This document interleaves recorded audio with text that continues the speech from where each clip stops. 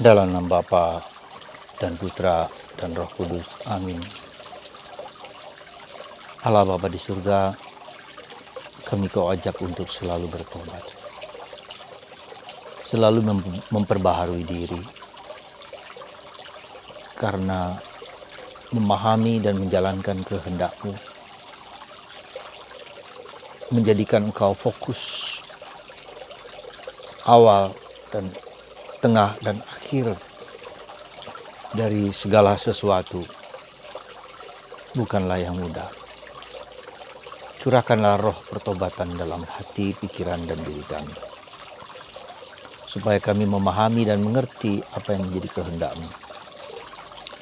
Terpujilah nama-Mu kini dan sepanjang segala masa. Amin.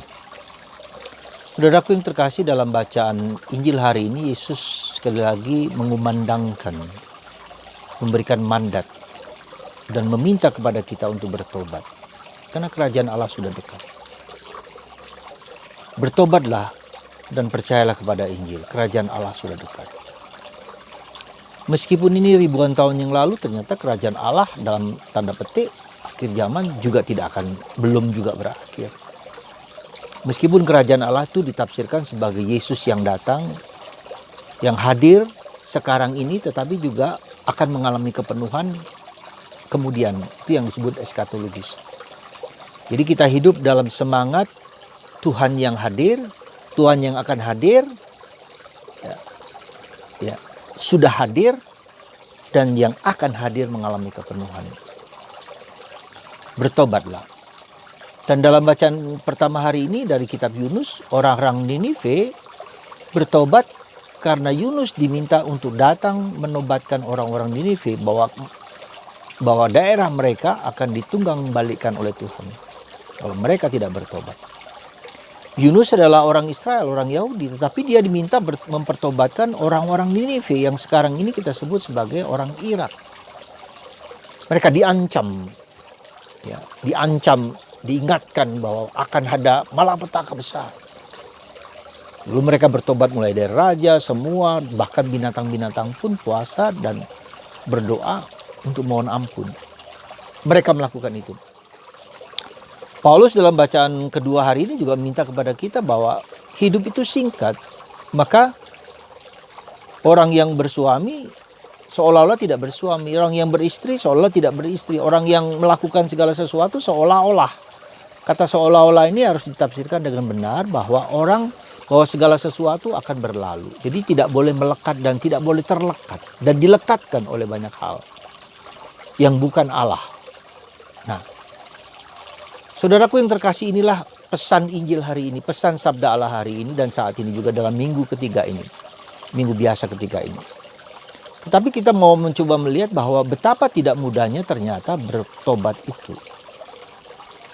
Dari pengalaman kita sehari-hari, tidak perlu bertobat. Berubah saja tidak mudah. Dari hal-hal yang sederhana sampai hal-hal yang rumit sekalipun bukanlah yang gampang. Kita berubah dari cara pikir, cara pandang, cara sikap, cara berlaku, cara bergaul, cara makan, cara tidur. Itu saja yang harus kita ubah, betapa sulitnya gitu loh. Yang sesuai dengan katakanlah yang sesuai dengan aturan-aturan, norma-norma yang baik begitu. Kita mengubah karena sudah terbiasa demikian dan punya persepsi yang sudah demikian, sehingga untuk mengubah membutuhkan suatu proses internalisasi yang panjang dan lama dalam jatuh dan bangun. Ya. Nah, itu yang terjadi pada kita. Berubah saja deh. Katakanlah konkret sekarang dengan pandemi ini. Sudah hampir setahun lebih. Apakah hidup kita berubah? Cara pikir kita berubah? Cara hidup kita berubah? Hari demi hari berubah. Kita pakai masker. Kita social distancing. Betapa tidak mudahnya gitu loh. Mengubah sesuatu yang tidak biasa menjadi biasa. Jadi mengubah sesuatu yang apalagi dengan bertobat. Pertobatan itu memang membutuhkan suatu perubahan tingkah laku, perubahan sikap, perubahan mindset, perubahan cara pikir, cara pandang dan seterusnya. Dan itu karena sudah terbiasa maka ya jalani seperti itu. Nah, Saudaraku yang terkasih dalam Kristus, saya berpikir karena begitu sulitnya bertobat dan berubah, maka apa yang ada dalam pikiran, dalam permenungan saya ingat akan apa? Orang jahat, penjahat di sebelah kiri dan kanan Yesus. Artinya apa? Yang sebelah kiri Yesus tahu bahwa dia berdosa, tahu dia jahat, tahu dia apa. Tapi dia menyombongkan kejahatannya itu, menyombongkan ketidakberdayaannya itu, dan bahkan tidak mau tunduk menyembah, mohon kepada Yesus. Dan bahagianya justru yang sebelah kanan, yang tahu bahwa dia berdosa, berdosa dan jahat, apa yang kita lakukan jahat segala macam. Lalu dia hanya bilang begini, Yesus, kalau engkau naik ke surga, ingatlah akan aku. Saudara, jadi saya mengatakan bahwa Tuhan itu tahu kita berdosa. Tuhan itu tahu bahwa kita lemah. Tuhan itu tahu bahwa kita akan jatuh dalam dosa yang sama. Dan terus-menerus diulang-ulang terus-menerus. Coba saja kita lihat. Kita minta orang lain berubah, bertobat juga tidak. Saya juga bisa begitu. Mau melakukan sesuatu yang baik, berulang kali jatuh lagi. Dan itu tidak mudah. Maka menurut saya perspektifnya jangan melihat pada kekurangan, keterbatasan, kerapuan, dan ketidakberdayaan kita. Karena itu sangat relatif. Bagi kita sekarang ini demikian, tidak baik. Bagi orang lain itu okay, fine. Tapi menurut saya, perspektif apa yang harus kita perhatikan? Yaitu cinta Allah ini loh.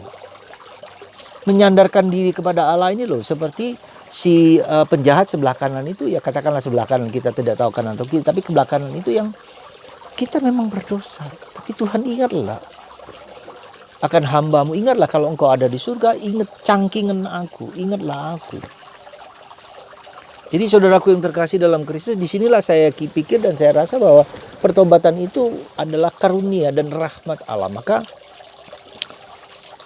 dua sisi yang harus kita perhatikan, selalu mohon ampun, selalu tulus dengan jujur dan apa adanya, mohon ampun atas segala dosa, kekurangan, dan keterbatasan kita. Dan itu yang pertama. Jadi sisi itu yang mungkin harus kita diperhatikan, meskipun tidak merupakan sesuatu yang tidak mudah kita jalankan. Sisi lain adalah bagaimana kita melihat karya Tuhan, karya agung Tuhan. Kasihnya yang begitu besar pada kita. Loh, kalau kita hanya melihat kelemahan, siapa sih yang nggak lemah? Siapa sih yang nggak rapuh? Kembali yang dosa yang sama. Anda dan saya, kita semua. Apa? Kita berkomitmen untuk berubah, besok berdosa lagi. Jadi seperti pendosa di sebelah kanan, penjahat itu. Tuhan, ingatlah aku kalau engkau berada di surga. Mengakui, menerima keterbatasan dengan kerendahan hati. Perspektif kita, cara pandang kita, cara hidup kita, masa lalu kita, mungkin luka batin kita, semua itu yang membuat kita tidak mampu mengerti segala hal dengan sempurna. Tidak mungkin ada kebenaran yang utuh, yang 100% kita miliki, nggak mungkin. Disitulah kerendahan hati, disitulah kemiskinan kita yang harus kita persembahkan kepada Tuhan. Tuhan, aku tidak mampu, tambahkanlah imanku. Maka kita lihat dalam seluruh bacaan Injil, aspek ini merupakan aspek yang cukup penting. Ya, orang semua tersungkur di depan Yesus dan meminta Yesus untuk menyembuhkannya. Saudara, sekali lagi mari kita mohon rahmat pertobatan. Ya, hari ini paling tidak kita dendangkan, kita daraskan, Tuhan, curahkanlah roh pertobatan, roh pertobatan, roh pertobatan, roh pertobatan. Kita ulang sekali lagi dengan pelan-pelan supaya meresap. Sekali lagi, karena mengapa saya suka dengan doa-doa singkat ini, karena dengan doa singkat itu dia memasuki dalam alam bawah sadar kita gitu loh. Alam bawah sadar kita mungkin tidak mau bertobat, kita merasa menang sendiri, kita merasa hebat sendiri, tapi dengan doa singkat, doa yang kita daraskan setiap hari sesuai dengan bacaan Injil, itu akan mengubah alam bawah sadar kita yang seringkali mendikte hidup kita dan mengubah. Tuhan, roh pertobatan, curahkanlah rahmat pertobatan kepada kami semua. Ya, hari ini, sekarang ini, saat ini juga roh pertobatan. Dan mungkinlah kita jalankan, kita lakukan itu. Hal kecil seperti itu kita jalankan, kita juga susah untuk menjalankan. Ambillah rosario, lalu biji-biji itu kita sebutkan roh pertobatan, 2 kali putaran. Setiap hari begitu, seperti kalau Anda merenungkan dan membaca renungan saya, ada rema itu, coba diulang itu saja. Ya, lakukan itu seperti itu. Sehingga sekali lagi, supaya bawah sadar kita itu diubah, dibersihkan oleh kata-kata, oleh sabda yang kita renungkan, kita ulangi, kita daraskan itu. Dan mungkin pelan-pelan akan memulihkan, memperbaiki diri kita sendiri. Sekali lagi, mungkin itu cara yang sangat sederhana, tapi saya harap Anda, kita semua mau menjalankan hal simpel itu dengan mengulang-ulang terus, mendaraskan kata-kata yang indah setiap hari sesuai dengan Injil yang sedang kita renungkan. Semoga roh pertobatan masuki relung hati kita yang paling dalam bawah sadar kita, dan mengubah kita menjadi manusia yang penuh kasih, penuh cinta. Karena itulah yang menjadi ukuran bahwa kita bertobat, yaitu kesempurnaan cinta.